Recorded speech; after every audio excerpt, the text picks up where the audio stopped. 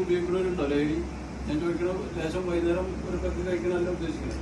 രാസലഹരികൾ ആരെങ്കിലും ഉപയോഗിക്കണോ? അതായത് കഴിഞ്ഞ ആഴ്ച സാർ ഇന്നൊരു കാര്യത്തിന് വിളിച്ചിട്ടുണ്ടായിരുന്നു. അപ്പൊ സാറിന്റെ അനുഭവത്തില് മണ്ണാർക്കാടും സാറിന്റെ കേട്ടറിവാണ് വേറെ 2-3 സ്ഥാപനത്തില് അവിടുത്തെ സ്റ്റാഫുകളും ആണുങ്ങളായിട്ട് ചെറിയ ചെറിയ പ്രശ്നങ്ങൾ ഉണ്ടായി.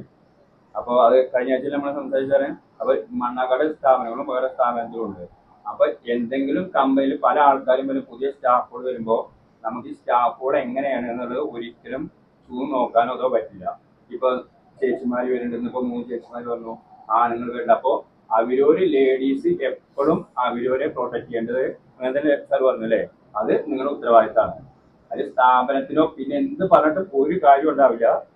പിന്നെ സാർ പറഞ്ഞ എന്താ മൂച്ചിക്കൊമ്പോ ഇതാണ് അവസാനം. അത് ഒന്നാമത്തെ പോയിന്റ്, അത് മനസ്സിലായില്ലപ്പോ. അപ്പോൾ അതിന് വേണ്ടിയിട്ടുള്ള നമ്പറുകളുണ്ട്.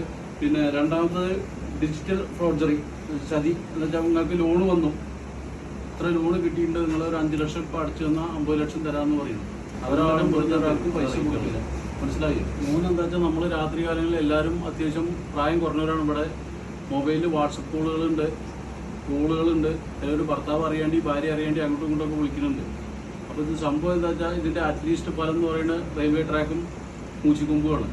അവസാനം വെച്ചാൽ തൂങ്ങി മരിക്കേണ്ട സ്ഥിതികളും അതൊക്കെ വരും. അങ്ങനെ വരാണ്ടിരിക്കണച്ചാൽ നമ്മൾ എന്ത് ചെയ്യണം? നമ്മൾ നിയന്ത്രണം പാലിക്കണം.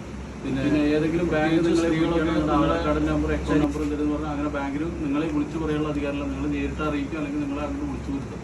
അപ്പോൾ അങ്ങനെ നിങ്ങൾ ചീറ്റിങ്ങിൽ അടിമപ്പെടരുത്.